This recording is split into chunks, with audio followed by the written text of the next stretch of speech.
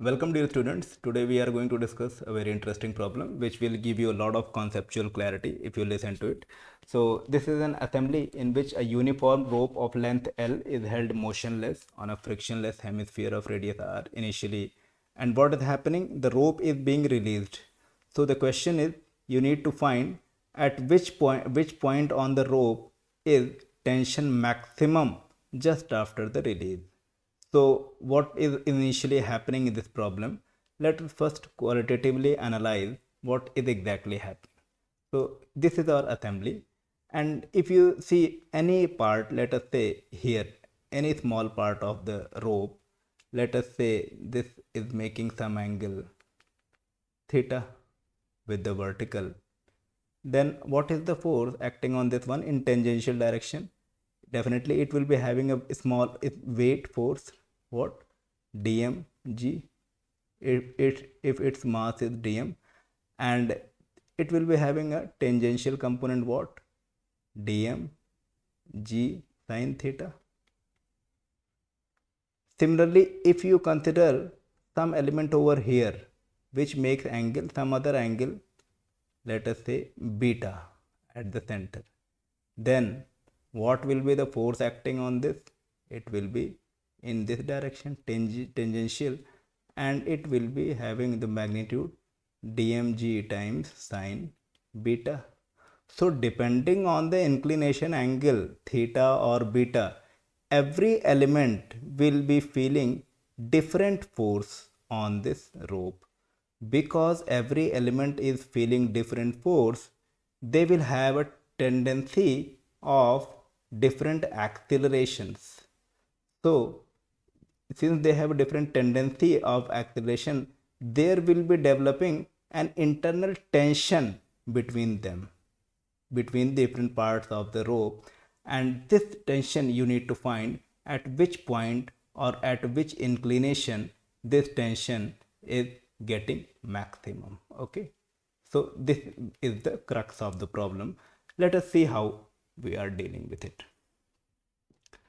Let's say this is our assembly, this is the hemisphere or a sphere, you can say.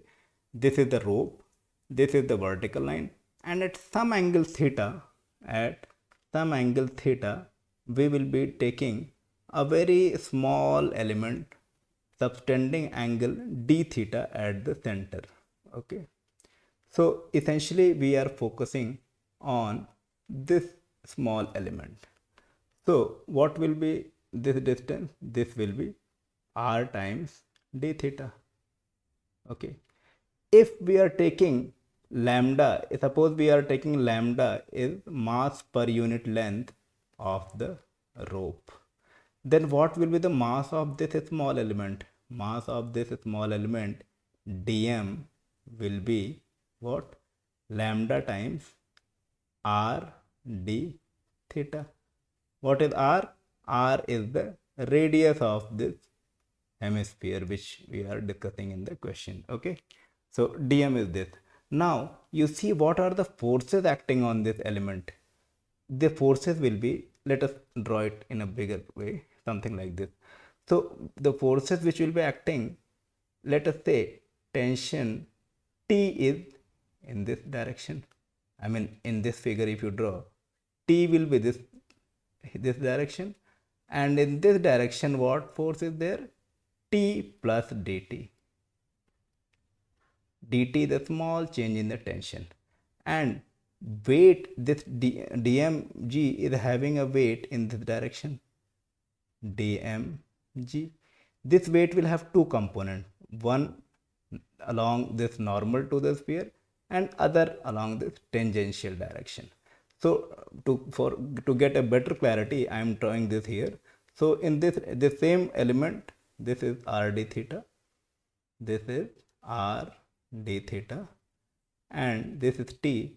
And what is the tension in this direction? It is t plus dt. Okay, and if you draw the component of weight force also, then what you can say? One component is coming here, what? dm g sine theta, and in this direction what? dm g cos theta. Okay. Now we are concerned with the tangential direction only. In this direction we are concerned because all the motion is tangential in tangential direction. So we'll be applying the Newton's law in this direction. So suppose just after being released, this whole rope moves with some acceleration a. Obviously, this whole rope will be moving with same acceleration because the rope always remains tight. So let us say this element moves in tangential direction with acceleration a. Now you apply the equilibrium of the forces. In tangential direction, what are the forces? We can say, or let us write it here. Dm g sin theta plus t plus dt minus the backward force t. This equals what? Dm times a. Okay. Now here you can clearly see t and t get cancelled. That means what we get is dm g sin theta plus dt is dm times a, where a is the acceleration of the rope. So dividing throughout by dm, we get dt upon dm is what? A minus g sin theta. A minus g sin theta. Okay. Remember this as 1. dt upon dm is equal to a minus g sin theta. Suppose we write it again. What we got? dt upon dm is a minus g sin theta. Now we have already seen that what is dm? dm is lambda rd theta. So just put this value here. So we get dt upon what? Lambda r d theta is equal to a minus g sin theta. That means we can say dt upon d theta is nothing but lambda r times a minus g sin theta. So you see what you are getting. You are getting dt by d theta. And what we are aiming to find? We are aiming to find t maxima. Maxima of t. And what we know about the maxima condition? For maxima, we need to have two conditions. First, dt upon d theta is equal to 0. Second, d square t upon d theta square should be less than 0. These two conditions. So let us see whether they are being satisfied here or not. If you differentiate it again, what you get? You get d square t by d theta square is what? Lambda r minus you take it in bracket, and it is sin theta differential is cos theta. So clearly you see theta is less than pi by 2. So this will be positive and overall this will be negative. So yes, we are getting this condition. That means for dt upon d theta will simply give us t maxima. If dt upon d theta we put 0, then whatever value we get, that will be maxima. So dt upon d theta 0 means what? This term will be 0. So this term is 0, that means a should be equal to g sin theta. This you mark as equation number 2. So that means whole story is now lying on a. What is a? We already told a is the acceleration of the rope. So let us see how to find this acceleration of the rope. This was the situation. This is the rope, and this whole rope, we've already told it will be moving with same acceleration a. I mean, rope is always tight. So what we will do, we will find out the total force on all the elements of the rod in tangential direction. Let us say total force is F, and then simply divide by m, the mass of the rope, to get the acceleration. Okay, so let us take a small element and see what force is acting on it. This is the small element, and what is the force acting on it? Its weight dmg, and in tangential direction what is the force? Dmg sine theta. Dm, or let me write it clearly, this is the suppose the element, this element is having force here dm times g sine theta. Okay, this is the small force acting on the small element we have defined here.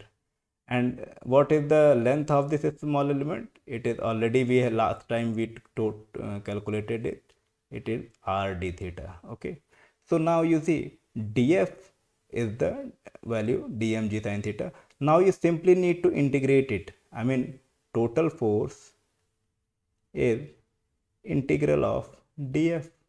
That means total force is integral of dm g sine theta. What is dm? Dm, we have already told, dm is nothing but lambda times r d theta. So put this here and you get total force is what? Lambda r g sine theta d theta. What will be the limit? Theta is this angle. So theta varies from 0 to this endpoint L upon R, because total length is L. So limit will be theta equal to 0 to L upon R. So what you get? You get lambda Rg. Integral of sine is minus cos theta 0 to L upon R.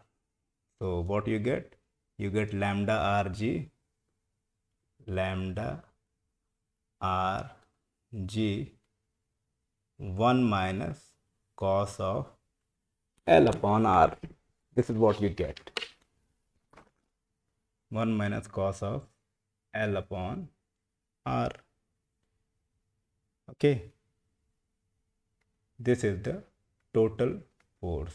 So what will be the acceleration? Acceleration will be simply F upon m, which is lambda Rg upon m 1 minus cos of L upon R. Fine. So we already know lambda is what? Lambda is m upon L. So m and m cancel and it becomes Rg upon L 1 minus cos of L upon R. This is what we get. Now you remember what was the equation, initial equation? A is equal to g sine theta we needed. A is equal to g sine theta. So simply if you put A is equal to g sine theta here, so what value you get? Sine theta is what? Sine theta is A upon g. From here what you get? A upon g is what? R upon L 1 minus cos of L upon R.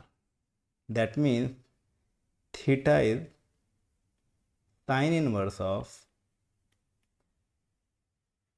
R upon L bracket 1 minus cos of L upon R.